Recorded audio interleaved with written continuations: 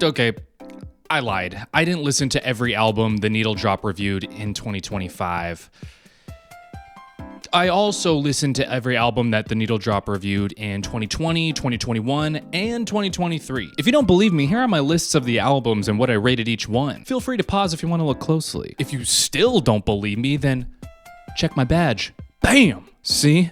I told you. Why would I do this? Well, I have a whole video talking about the music recommendation problem in the streaming platform age, but the short answer is I wanted to find new music and I was tired of relying on the algorithms to give me some. I wanted to be challenged and to listen to stuff that maybe, I don't know, was outside of my wheelhouse. Okay, so then why'd I choose this guy? He's bald. If you're not familiar, he is the internet's busiest music nerd, and he has actively been reviewing music on YouTube since like 2010. If you're in the YouTube music sphere, there's a good chance you've heard of him, but if not, you might know him as the guy who gave Kanye's My Beautiful Dark Twisted Fantasy a light to decent 6 on this thing. And so after following him for some time, I kind of liked the range of music that he would typically review. And so in 2020, I gave him the aux cord, and I let him take over for the whole year. And I actually liked this experience so much that I continued to do it again for another couple years. My most recent complete year being 2025. So in this video, I want to share about what I learned from committing to listening to every single album that Anthony Fantano reviewed in 2025 and in previous years. I want to share what I learned from listening to a bunch of different albums that I didn't personally choose, that wasn't curated by streaming platforms, and ultimately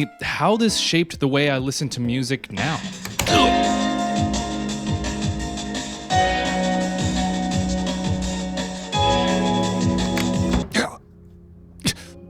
First, I want to hit you with the stats. In 2025, I listened to 209 albums, including the classics that he starts with in January, a couple redos of previous albums, and the occasional straggler from the previous year. That's a lot of music. But what about the previous years? 2023, 2021, 2020. Altogether, that's 849 albums. And every year, I like to keep up a practice of creating the top 10 list of my favorite albums. So let's stroll through a few of those so you can get a sense for what my music taste is. All right, so here's the top 10 for 2020. As you can see, I'm a Gorillaz head, okay, through and through. They're one of my favorite bands of all time. Phoebe Bridgers, Chris Stapleton. That's a pretty new venture for me. Mac Miller, Circles. Oh. Also a little bit of Idols. I didn't realize at the time, but I was starting to enter my punk era. 2021, we got Nurture by Porter Robinson at the top. Oh my gosh, what an amazing album. Generally not a style of music that I ever really gravitate towards, but this album was incredible. Lil Sims, Tyler the Creator, obviously I'm hip-hop forward. Brockhampton, Roadrunner, that was a good one. Illuminati Hotties, more of that punk vibe creeping in. Yo, I had to throw in Bo Burnham's Inside soundtrack on here because it was just so good, and man, what an encapsulation of an era. 2023, we got Danny Brown, JPEG Mafia, Scaring the Hoes. Such a good album. Caroline Polachek, Desire I Want to Turn Into You. Wonderful record, great vocals. We got Sampha, also incredible vocals. 3D Country of Geese, this is when I started becoming a Geese head, okay? And then 5 Billy Woods, which has to be one of my favorite underground hip-hop artists. Honestly, this top 5 of albums might be my favorite top 5 in all of the lists, if that makes sense. All right, now we got 2025 this past year. Passionate Ones by Nourished by Time. A really interesting off-kilter R&B record that I'll talk about a little bit later. I did not expect I would like it, but ended up really loving it. Also, we got the Geese sequel up here. This is probably going to be a continuing trend in the coming years. McKinley Dixon's Magic Alive, like an absolutely beautiful and lush jazz rap album. Great album. Jane Remover's Revenge Seekers. Clips' Let God Sort 'Em Out was a fantastic hip-hop record, just really tight, and obviously Fantano's #1 pick of the year. Danny Brown's Stardust. Honestly, Stardust was such a crazy crossover of like, frankly, an older hip-hop artist working with a lot of younger, new electronic producers like Jane Remover. Super fascinating crossover that I feel like you don't see too often. And then lastly, One of Tricks Point Never's Tranquilizer. Honestly, I've never been into like ambient electronic collage kind of music, but this was like a really cool record, really meditative, and honestly, again, made me connect with a genre that I don't typically. That's why it showed up here. I bet you can see from these lists that my taste generally hovers around hip hop and like indie rock and other kind of styles in those categories. But the interesting thing that may not be as obvious from these lists is that how much of the albums that are up here completely surprised me. These were albums that I was unsure about at first, that I found interesting, but after spending some time with them, they really just unfolded and I fell in love with them. This is the first thing that I learned from doing this practice. I loved how much I was surprised by new music. In my experience, the best place to find music was college. You just wander into some dude's room and they got some music going and you're like, what the heck is that? Dude's trying to do homework. He's like, Tame Impala. This is literally how I found out about Tame Impala. But since college, that main mode of finding new music was gone. So then I relied on platforms like Spotify to kind of hand me new stuff. And while I found some good stuff here and there, ultimately I found like I was kind of in a rut of listening to the same kinds of things. I wasn't really challenged or surprised by finding things that were outside of my typical taste. By the way, you might have noticed this like framed and naked CD player. This is actually something one of the viewers sent to me. It's a really cool CD player that you can plug an aux into. It's also Bluetooth ready as well. And hook it up with a speaker. I've been enjoying it so far and I really like the look of it. If you're interested in picking one up, I actually got a 10% discount code you could use. Check out the link below if you're interested and use code CARRYTHESNAIL. I got a code now. Thanks Cool Geek for sending me one of these. In 2020, I had a breakthrough of new discoveries. I actually warmed up to country a bit. Never really been a fan of country, especially the pop country slop that is dominating the radios most of the time. But when I heard Chris Stapleton's Starting Over, I didn't know it could sound like this. And listen, I'm not saying Chris Stapleton is the most true blue country artist or anything, but I think he definitely expresses the country genre more than the other artists that I'd probably been exposed to. And to be honest, I loved it. It was really surprising to me how much I actually enjoyed that album. And now that it's kind of got me in the country door, I've been open to other newer country artists as well, like Zach Bryan. Another example is cumbia and or reggaeton. I know those can be pretty different, but historically, again, I haven't listened to either of those kind of genres. But then I came across this digital cumbia record from Meridian Brothers, and I don't know, it just connected some stray wires in my brain. Suddenly, it made more sense. Another artist like Lido Pimienta also had this effect on me. I've even started enjoying more reggaeton artists like Bad Bunny and Gabby Amaranto's Rock Dido album. Some banging stuff that I've been missing out on. Even in this year, 2025, my favorite album of the year was Passionate Ones by Nourished by Time. And I'm gonna be real, the first time I listened to it, I really didn't care for it. There were glimpses of things that I typically like in R&B, but for some reason the album overall, it just wasn't my thing. But with some of the tracks that I did like, I gave it another shot, and then I ended up spending more time with it, and over time, I began to intimately see what the vision of the project was, and I actually ended up really, really liking it. And lastly, metal. Never a metalhead historically, until Maze Envy by Siverus. I am envious of that maze, let me tell you. Over the 4 years of music reviews that Fantano has done of metal records, I'm typically like, it's not really my thing, but there might be one or two that I enjoyed. I can appreciate what they were doing. But then Maze Envy came along and it was one of those albums that clicked. And it's now a metal record that I go back to, which I've never really done before. Even now, I think my taste is developing and opening up more to metal. Even just like a month ago, Fantano recommended a new track from Knocked Loose, the one with Denzel Curry, Hive Mind. And that track goes crazy. Again, I trend towards hip hop, so when a crossover like this happens, it just clicks with me. So then I went back to that Knocked Loose record that came out a couple years ago, and an album that I probably gave like a 7 is kind of turning into an 8 now. What is going on? Something's happening, guys. Getting surprised by new music is one of the best feelings as a music enjoyer. And you know, I didn't get that from Spotify algorithms that are really just trying to cater to what you already like. I got surprised from committing to a practice to listening to a music from this music critic. And you're probably gonna say, well, yeah, well, now you're just gonna be biased towards this guy's music taste, and he's bald. And you know what? Whatever. I'd rather be biased towards a person's taste than an algorithm's taste. Call me old-fashioned. On this music listening journey, I encountered a lot of genres that I don't listen to typically, sometimes even ever. So it was really helpful to have a music critic to lean on when I needed some guidance through a particular artist or genre that I'm not familiar with, to help show me what there is to appreciate about the artist or project. And this is the next important thing that I learned from doing this practice: the importance of art criticism. One of the most devastating feelings is seeing Fantano give an album I love a 7. I'm feeling a strong 6 to a light 7 on this thing.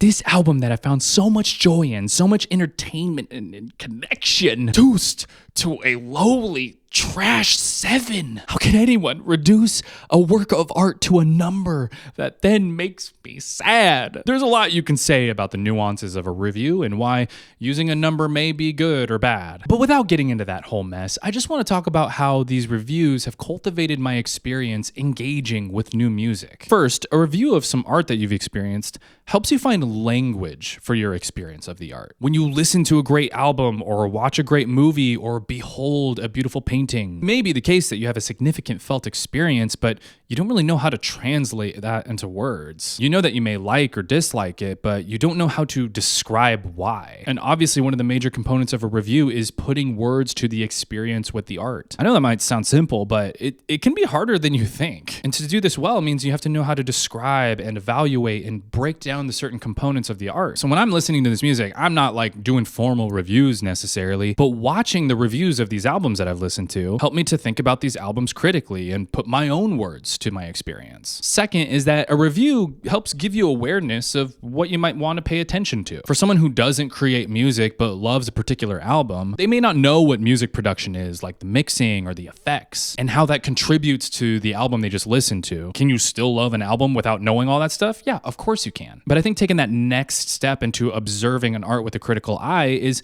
kind of then being able to break those down and know what they are and know what the techniques are. Becoming aware of these things can help deepen your appreciation and understanding of the art. There have been many times when I listened to an album and I was like, all right, cool. And then after watching one of Fantano's reviews about them, he described some component of it that maybe I just missed or didn't pay attention to, and it changed my perspective of the album. And so going back to listen to it, I had new ears. This is why I think it's important to engage with art criticism, especially if you want to cultivate your palate for such things. Even if you disagree with Rockthany Tano's opinions, it's important for you to be able to evaluate and distinguish for yourself what your opinions are. And this is the last important thing about criticism is differentiation of your opinion. It's a meme amongst the Fantano community that you can quickly find in any comment section of his videos. There's going to be some guy that's like, well, now I know what my opinion on this album is. His opinion just becomes yours because he's the smart guy over here listening to music with the magic ears. I'm just an idiot. I don't know what I'm doing. I actually don't think that this is bad at first. Humans naturally learn by imitation,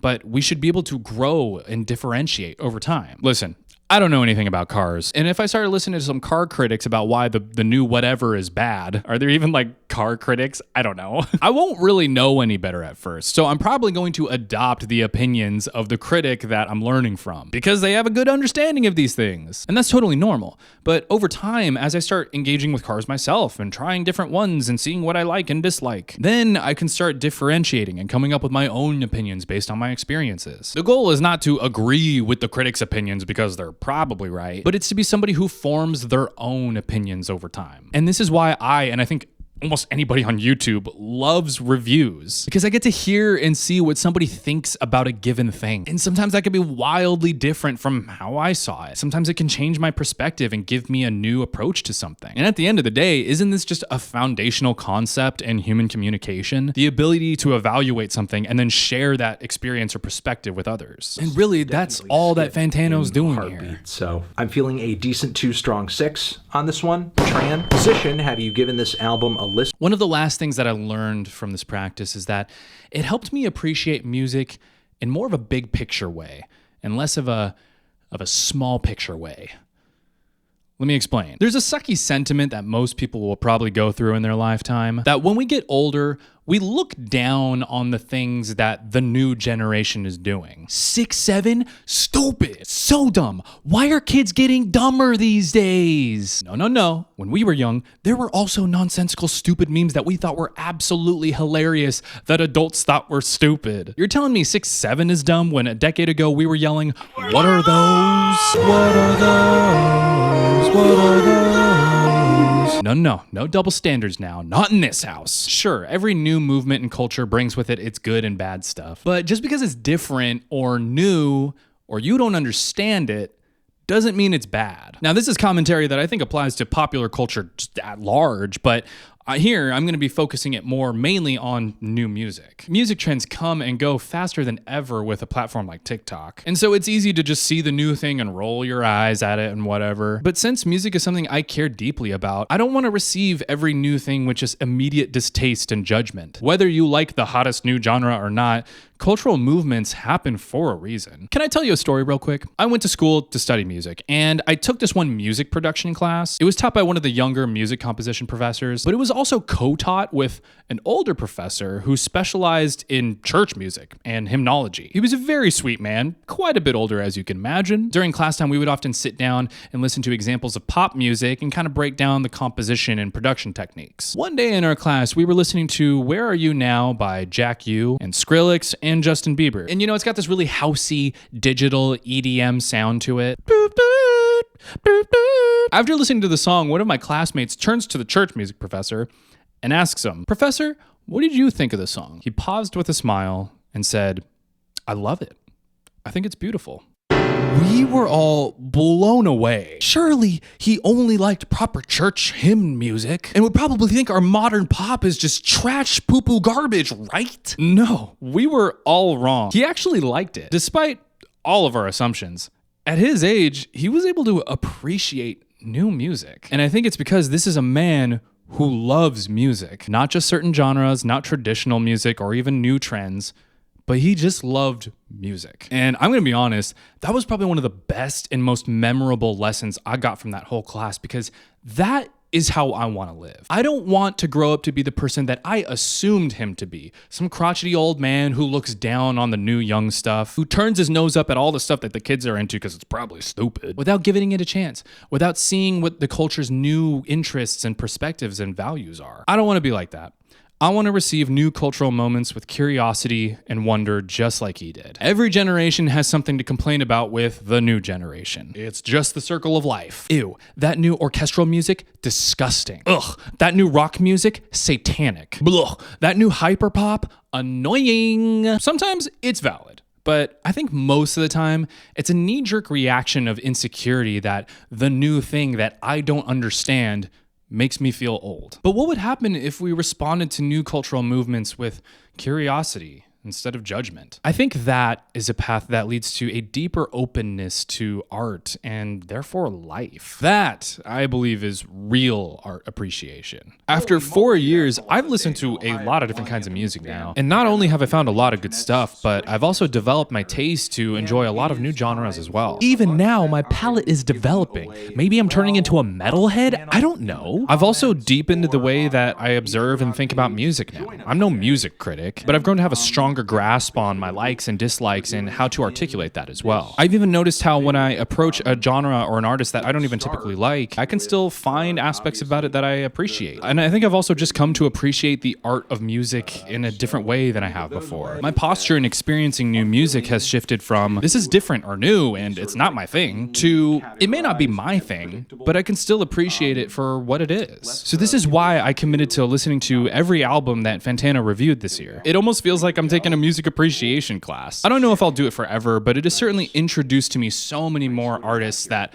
I never even expected I would have liked. And I've found so much good music that didn't come from a platform streaming service algorithm. At the end of the day, I just love music and I want to be a student of it. I want to learn from it because it's a beautiful art form. And doing this goofy practice was a way for me to engage with it in a way that I never had before. And so with that said, I'm feeling a strong 6, light 7.